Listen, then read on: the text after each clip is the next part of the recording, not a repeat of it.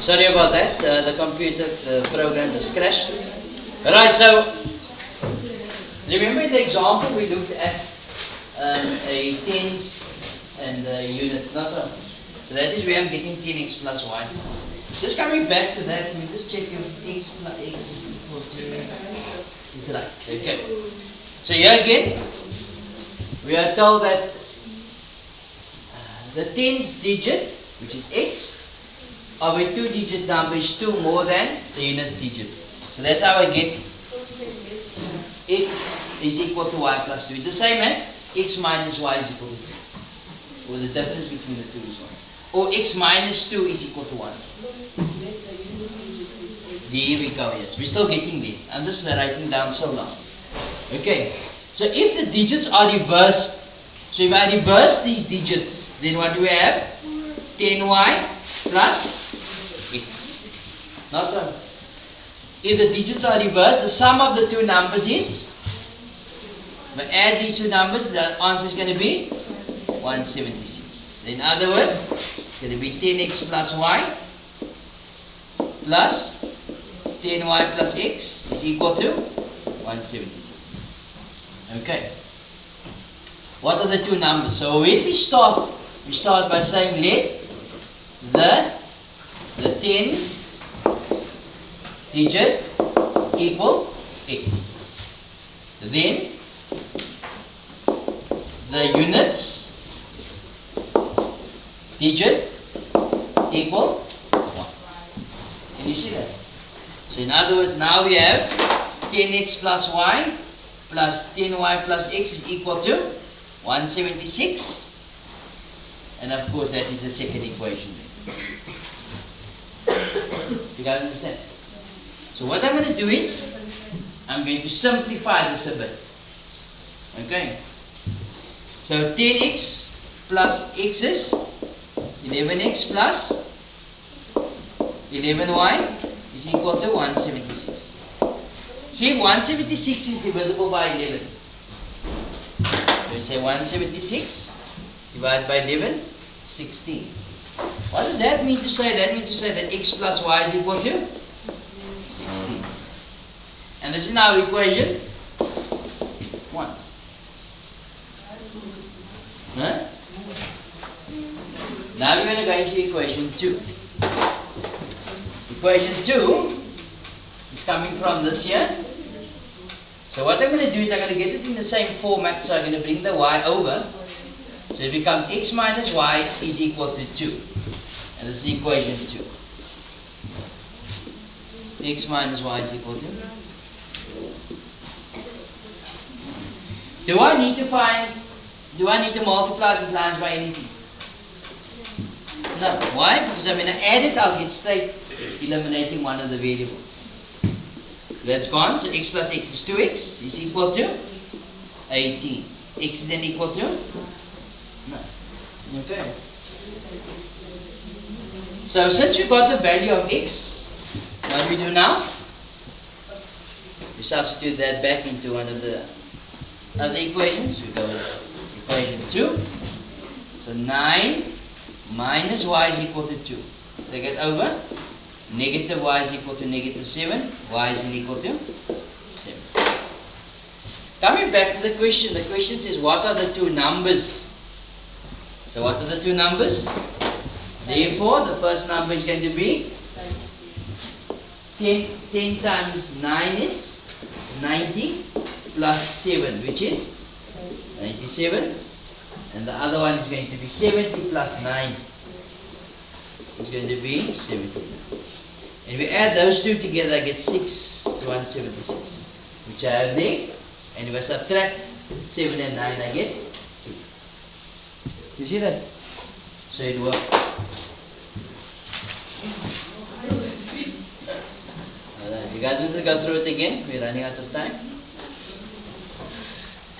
For the next one, this is example 3 on page 91. Example 3 on 91. Sometimes it's useful to draw up a table to use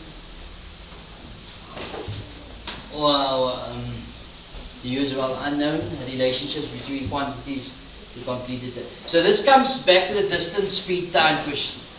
Okay, as we know, it's going to be easier to draw up the table at times. Okay.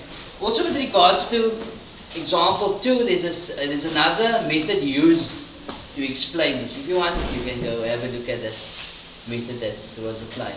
But as I said, I'm running out of time here. So this is important information to take into account. Okay. So total cost is equal to cost per item times number of items. Cost per item is going to be total cost over number of items. This is basically manipulating the formula, or changing the subject of the formula. So if you want to work out the cost per item, we divide both sides by number of items. Not so. If you want to work out number of items, you divide both sides by cost per item. Okay. That is fairly simple.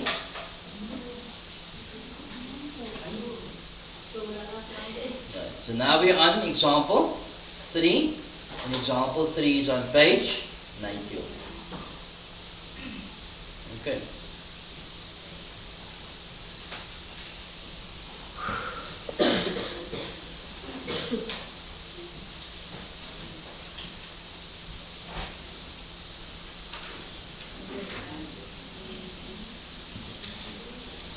Okay, so this is we'll probably need to use this information here. So total cost, cost per item, and number of items. So here we are told that Jan bought 12 meters of material.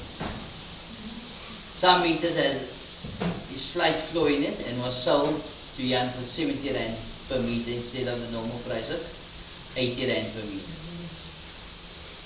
The total cost of the flowed and unflowed material was bought amounted to 930 rand. How many meters of flowed material were there? Okay. So where do we start? We start by saying let the number of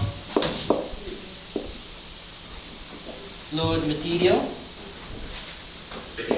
equal x. Not so. So if that is the case, as we said, it's going to be easier to draw up a table.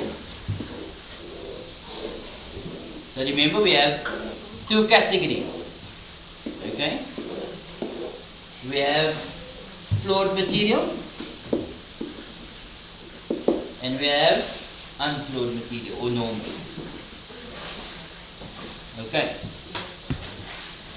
So remember, we need the number of meters of the flowed material be x, not so. So you say number of meters, so that will be x. Okay. Since there are 12 meters in total,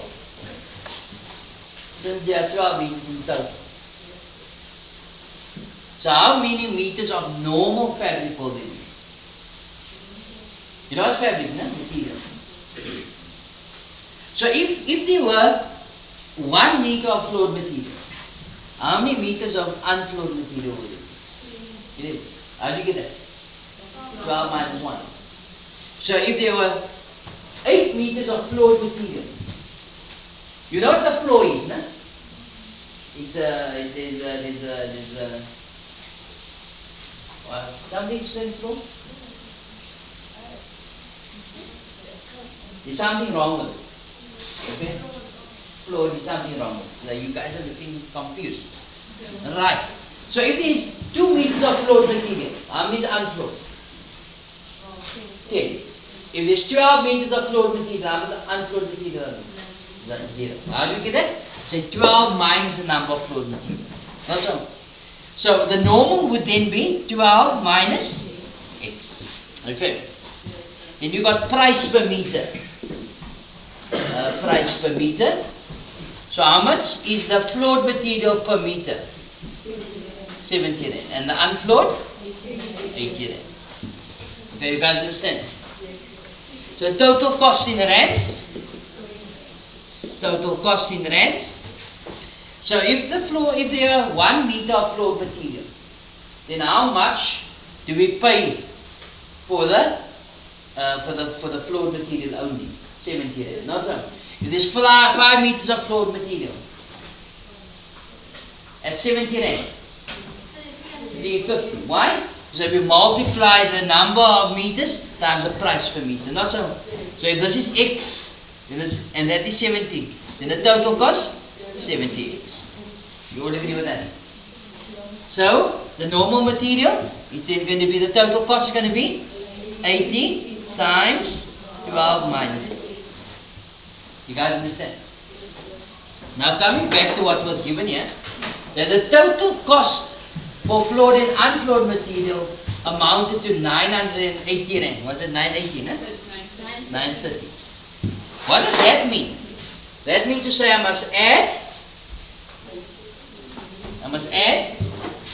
the total cost for the floored material plus the total cost for the unfloored material, and together it makes 930. Does it make sense? So you're going to say 70x plus 80 into 12 minus x is equal to 980 rand. 930. Okay, I wrote over the number, sorry. Okay. So now it's just a matter of solving the equation. So it's going to be 70x plus, what's 80 times 12? 96. Is that correct? Minus 80x is equal to 930. 960. Yes, then 960. Now it's just a matter of solving for x again. So it's going to be negative 80x plus 70x is equal to 930 minus 960. Not so? So negative 80x plus 10x is negative 10x equals negative 30. So x works out to be 3. 3. What is number of meters? So it's 3 meters of floored material, and okay, the question was how many meters of floored material are there? So it's 3 meters of floored material. If the question was how many of normal material or unfloored material, it would have been 9. So 12 minus 3. Okay. I think it's a lot to take in at this time, no? Yes. Alright, no problem. You can watch it again.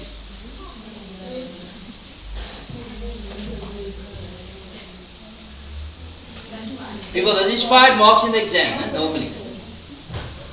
So if, listen, if you're that kind of girl that is getting less than 60%, okay, relax, we're getting to that now, relax.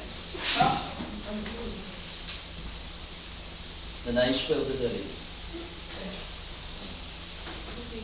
But anyway, if you're that kind of girl that's getting 60% for maths, you don't waste my time. Okay.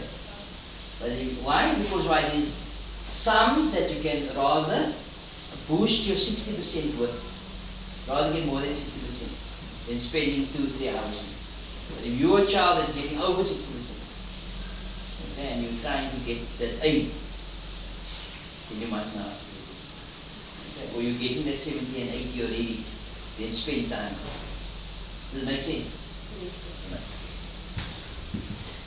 Because sometimes this comes in for 5 marks, sometimes they change the wording and then you lose the 5 marks anyway. Sometimes it doesn't even come in at all. Okay. So that's the reason why I say that. Okay, we've got 2 road runners, Zara and Tamsin, set off at 7 o'clock from the same place but in opposite directions. Okay. So one is going in that direction, that's Zara, and that is Tamsin. 7 a.m. No? Zara runs at an average speed of 12 kilometers per hour, and Tamsin does a speed of 8 kilometers per hour. Again, I think the table is going to be easier here. Let's draw a table quickly.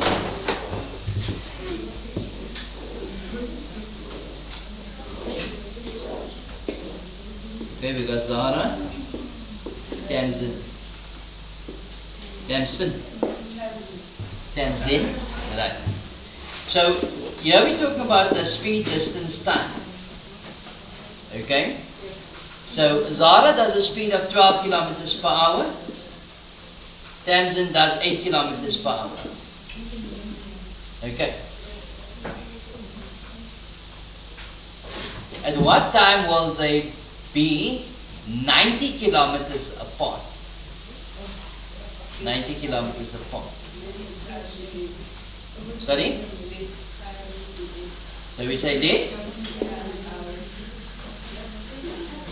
But will Zara's time or will Tamsin's time be? So we need to decide between the two.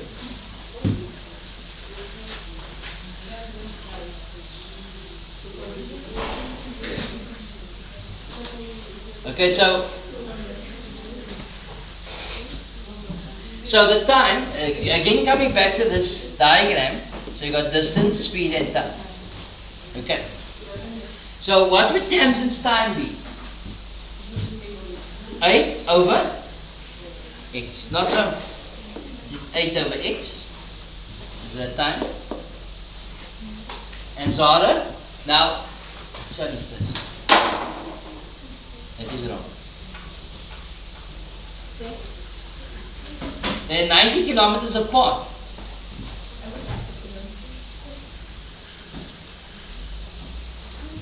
So we need to let the time be x. Because they're asking us with regards to time. So let the time equals x. Okay. Now, the measurement we are taking at the same time in which Tamsin and Zara is covered. So both is going to be x. Okay? So what is the distance that Zara covers?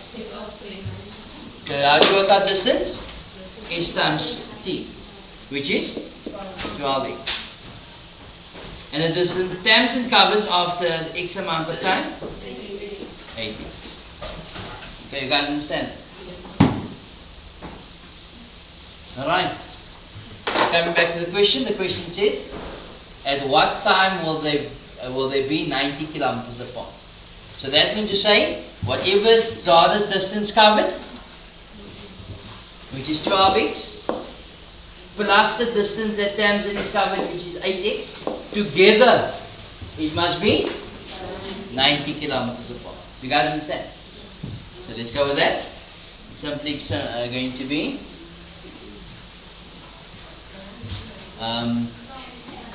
12x plus 8x is equal to 90 kilometers.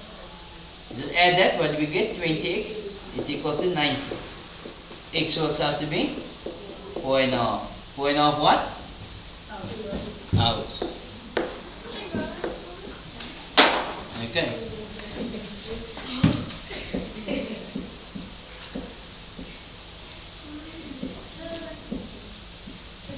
Sorry? Okay, so we're not done yet. No. So if she starts 7 o'clock in the morning, so 7 plus 4.5 hours. Will it be 13? 11:30.